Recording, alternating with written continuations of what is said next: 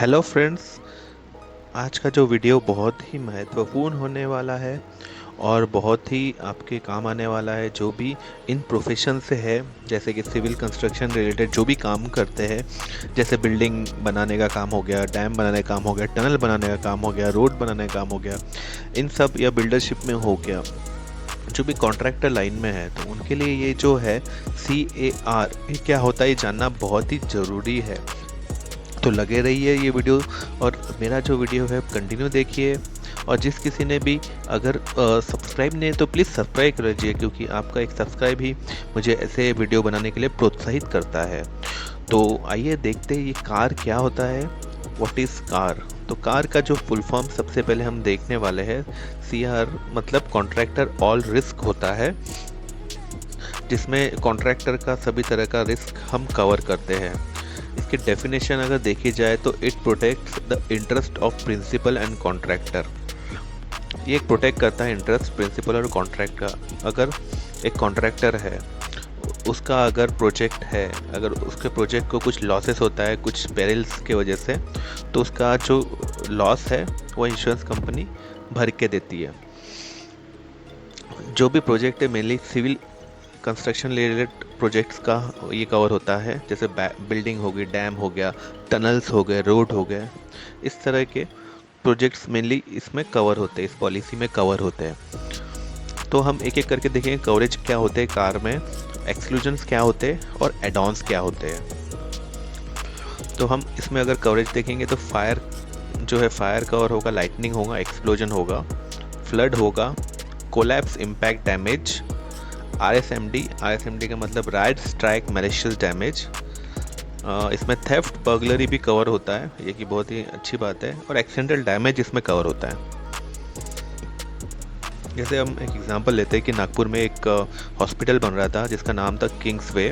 वो जैसे ही under construction ही था, उसी समय पे वहाँ पे, ये एक एग्जांपल है, तो ये जस्ट मैंने डाला है कि वो में आग जो लगी थी वो शॉर्ट सर्किट की वजह से लगी थी। तो बहुत ही ज़्यादा ह्यूज फ्लेम्स वहाँ से निकल रहे थे, तो बहुत बुरी तरह से बिल्डिंग जल गई थी, और वो थी अंडर कंस्ट्रक्शन साइट। तो जो भी रिस्क था उसका वो कॉन्ट्रैक्टर के ऊपर था। अगर कॉन्ट्रैक्टर ये प्रोजेक्ट पूरा करके, जो उसका प्रिंसिपल है जिसने उसको कॉन्ट्रैक्ट दिया था, एज पर टेंडर उसको पूरा करके देना होगा एनी हाउ।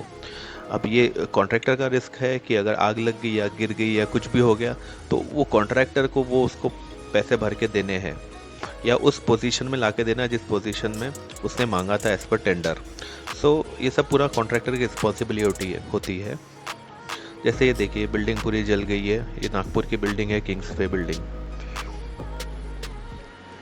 तो इसमें जो फॉर एग्जांपल अगर फायर लगती है, कोई भी तरह की फायर हो सकती है, तो वो कॉन्ट्रैक्टर का हम फायर का रिस्क हम कवर करते हैं। लाइटनिंग हम कवर करते हैं। लाइटनिंग बोले तो जो बिजली गिरती है, बिजली गिरने से भी अगर आग लगती है तो वो भी हम कवर करते हैं। कोलैप्स इम्पैक्ट डैमेज, अगर बिल्डिंग कोलैप्स हो जाती है, ये जो बिल्डिंग है अगर कोलैप्स हो जाती थी तो वो भी उसमें कवर हो जाता था, उसका पूरा जो कॉस्ट लगता था बनाने का सेम पोजीशन में, वो उसमें कवर हो जाता था। तीसरी चीज़ है RSMD, right strike malicious damage, भी उसमें कवर होता है। कोई भी तरह के अगर राइट्स होते हैं, स्ट्राइक होते हैं, और वो बिल्डिंग को नुकसान पहुंचाते हैं, तो वो जो कॉन्ट्रैक्टर उसका क्लेम ले सकता है।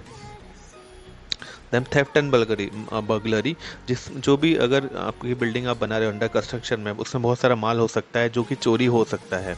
उसमें बहुत महंगी चीज़ें हो सकती है, टाइल्स हो सकता है, कुछ ऐसे महंगे महंगे इक्विपमेंट्स हो सकते हैं, इलेक्ट्रॉनिक की चीज़ें हो सकती है जो कि चोरी हो सकती है। तो इसमें थेफ्ट भी होगा, बर्गलरी भी कवर होगा। थेफ्ट का मतलब ये होता है कि अगर विदाउट फोर्सफुली अटेम्प्ट अगर कोई चोरी होती है तो उसको थेफ्ट कहा जाता है। जैसे आपका दरवाज़ा खुला है या फिर साइट खुली है जिसमें कोई तरह से प्रोटेक्शन नहीं है, सिक्योरिटी गार्ड नहीं है या लॉक नहीं है, तो वहाँ से अगर कुछ चोरी होती है जो अंदर के ही लोग कर सकते हैं, तो वो भी कवर होगा, और बर्गलरी भी कवर होगी। बर्गलरी का मतलब ये है कि फोर्सफुल अगर कोई आपका दरवाज़ा लॉक लगा है साइट पे और उसके अंदर से जो चोरी हो रही, फोर्सफुल चोरी हो रही, तो वो कवर होगा। प्लस अगर कोई आदमी को अगर बंदूक की नोक पे अगर चोरी किया जाता है या फिर माल वहाँ से चोरी किया जाता है, तो वो भी उसमें कवर होता है बर्गलरी। एक्सीडेंटल डैमेज भी कवर होता है। साइड पे अगर एक्सीडेंट हो गया, कोई आके गाड़ी ने ठोक दिया और बिल्डिंग को इम्पैक्ट आ गया, तो वो भी इसमें कवर हो जाएगा।